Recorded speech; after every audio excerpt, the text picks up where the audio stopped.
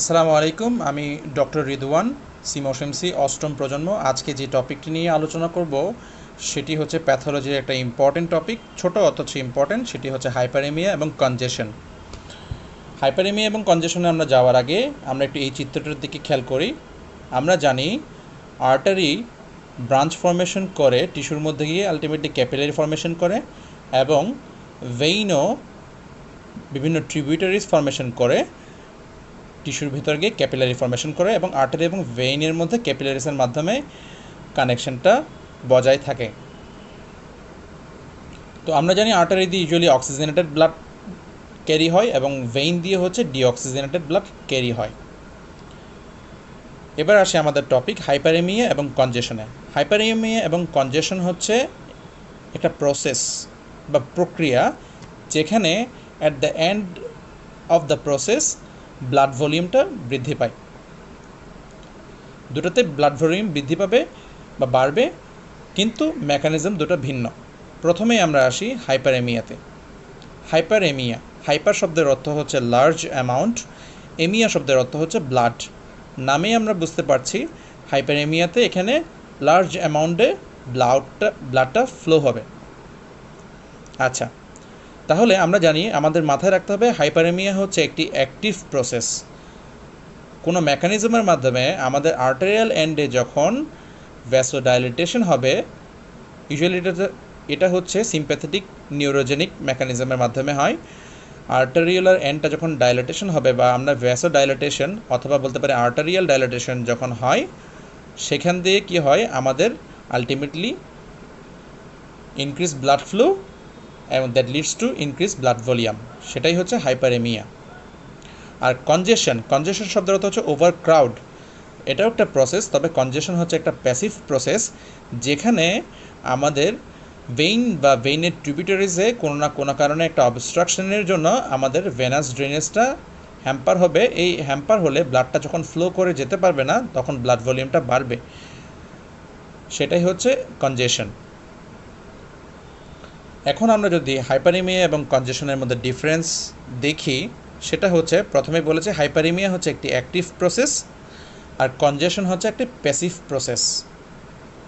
হাইপারেমিয়াতে বিভিন্ন মেকানিজমের মাধ্যমে আলটিমেটলি কী হয়, আর্টারিয়াল অথবা আর্টেরিওলার এন্ড ডাইলেটেশন হয় এবং ব্লাড ভলিউম বাড়ে। অন্যদিকে কনজেশনে হয় কি, আমাদের কোনো অবস্ট্রাকশনের কারণে ব্লাড ফ্লোটা ইম্পেয়ার্ড হয় বা হ্যাম্পার হয়, যার কারণে ব্লাডটা ফ্লো করে ভেইন দিয়ে বের হয়ে যেতে পারে না, আলটিমেটলি ব্লাড ভলিউমটা বাড়ে। হাইপারেমিয়া যেহেতু অক্সিজেনেটেড ব্লাড ক্যারি করে, সেহেতু সেখানে অক্সিজেন কন্টেন্ট বাড়বে। আর কনজেশন যেহেতু ডিঅক্সিজেনেটেড ব্লাড ক্যারি করে, ইনক্রিজ ব্লাড ভলিউম সেই অংশে ডিঅক্সিজেনেটেড ব্লাডের পোর্শনটা বাড়বে। যেহেতু হাইপারেমিয়া অক্সিজেনেটেড ব্লাডের পোর্শনটা বাড়ে, সেজন্য ব্রাইট রেড কালার হয়।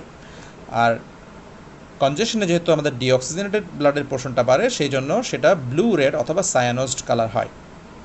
আমাদের মনে রাখতে হবে হাইপারেমিয়া ফিজিওলজিক্যালও হতে পারে, প্যাথোলজিক্যালও হতে পারে, কিন্তু কনজেশন অলওয়েজ প্যাথোলজিক্যাল। ফিজিওলজিক্যাল কীভাবে হতে পারে, যখন আমরা এক্সারসাইজ করি, স্কেলেটাল মাসেলে আমাদের ব্লাড ফ্লোটা বাড়ে আর্টেরিয়ালার ডাইলেটেশনের মাধ্যমে, অথবা ফ্লাশিংয়ের মাধ্যমেও আমাদের ফিজিওলজিক্যাল হাইপারেমিয়া হতে পারে। ফাইট ফ্লাইট রেসপন্সও ফিজিওলজিক্যাল হাইপারেমিয়া হয়। আর প্যাথোলজিক্যাল হাইপারেমিয়া হয় ইউজুয়ালি ফিব্রাইল স্টেটে হতে পারে, আরেকটা হচ্ছে অ্যাট দ্য সাইট অফ ইনফ্লামেশনে প্যাথোলজিক্যাল হাইপারেমিয়া হয়। কিন্তু কনজেশন অলওয়েজ প্যাথোলজিক্যাল, এবং কনজেশনের এক্সাম্পলগুলো আমরা এর পরের পেজে জানব। আচ্ছা, এবারে যে ইম্পর্টেন্ট একটা কোশ্চেন আছে, সেটা হচ্ছে pathological condition caused by vascular congestion, অথবা আমরা সিম্পলি বলতে পারি what are the examples of congestion. Number 1, brown induration of lung. Number 2, nutmeg liver. Number 3, cardiac sclerosis. Number 4, congestive splenomegaly. Number 5, stasis dermatitis of leg. যেখানে প্রথম দুটো আপনাদের জন্য important, একটা হচ্ছে ব্রাউন ইনডিউরেশন অফ লাং, আর একটা হচ্ছে নাটমেগ লিভার। এই দুটো সম্পর্কে ইউজুয়ালি পরীক্ষাতে ডেসক্রিপশন আসে। এর পাশাপাশি আরেকটি কোশ্চেন তাহলে হতে পারে pathological conditions not caused by congestion. Number 1, strawberry gallbladder. Number 2, brown atrophy of heart, এই দুটোর জাস্ট নাম মনে রাখলেই হবে। এবারের কোয়েশ্চেনটা হচ্ছে হোয়াট আর দ্য কনসিকুয়েন্সেস অথবা কমপ্লিকেশনস অফ কনজেশন। অনেক দিন ধরে যখন একটা কোনো অর্গানে কনজেশন হবে তার কনসিকুয়েন্স কী হবে। নাম্বার 1, যেহেতু কনজেশনের ডিঅক্সিজেনেটেড ব্লাডের পোর্শনটা বাড়ে এবং অক্সিজেনের ঘাটতি থাকে, সেই জন্য আলটিমেটলি সেখানে কী হবে, ক্রনিক হাইপোক্সিয়া হবে। হাইপোক্সিয়া, অক্সিজেন না থাকলে আলটিমেটলি সেলটা ডেথ হবে এবং স্কারিং ফর্মেশন করবে। আরেকটা হচ্ছে আমরা বলেছি কনজেশনে কি হয়, ব্লাড ভলিউমটা বাড়ে। ব্লাড ভলিউমটা যখন বাড়বে সে কী করবে, ক্যাপিলারির উপর চাপ প্রয়োগ করবে। সে ক্যাপিলারিটি একটা সময় গিয়ে এনগর্জড হবে, টর্সুয়াস হবে এবং আলটিমেটলি রাপচার হবে। রাপচার যখন হবে সেখান থেকে হেমোরেজ হবে। হেমোরেজ হলে সেখান থেকে আলটিমেটলি পরবর্তীতে গিয়ে আরবিসি ব্রেকডাউন হবে। আরবিসি ব্রেকডাউন হয়ে হিমোগ্লোবিন আসবে। হিমোগ্লোবিনটা ব্রেকডাউন হয়ে হিমোসেডেরিন ফর্মেশন করবে। সেই হিমোসেডেরিনটা ম্যাক্রোফেজ টেকেন আপ করবে। তখন সেই ম্যাক্রোফেজটাকে বলা হয় হিমোসেডেরিন লেডেন ম্যাক্রোফেজ অথবা হার্ট ফেইলার সেলস অথবা dust cells. Brown induration of lung নিয়ে কিন্তু আমাদের একটা ডেসক্রিপশন আসে পরীক্ষাতে, তো সেটা কি আমরা এখন সেটি জানব। আমরা জানি কনজেশন হচ্ছে দু ধরনের, একটা হচ্ছে অ্যাকিউট কনজেশন আর একটা হচ্ছে ক্রনিক কনজেশন। তো ব্রাউন ইন্ডিউরেশন অফ লাংটা হচ্ছে আলটিমেটলি ক্রনিক প্যাসিভ কনজেশনের একটা আউটকাম। যখন আমাদের ক্রনিক প্যাসিভ কনজেশন হবে, অনেক দিন ধরে যখন লাংসের মধ্যে কনজেশন হবে, তখন ক্রনিক প্যাসিভ কনজেশন ইউজুয়ালি এটা দেখা যায় লেফট হার্ট ফেলিয়ার হয়ে এলে ক্রনিক প্যাসিভ কনজেশনটা হয়। তখন কি করবে, আমাদের লাংসে ব্লাড অ্যাকুমুলেট করবে, blood will accumulate on the lungs. Ultimately কি হবে, this increase blood volume create pressure over the capillaries of the lung, alveolar ক্যাপিলারিসে।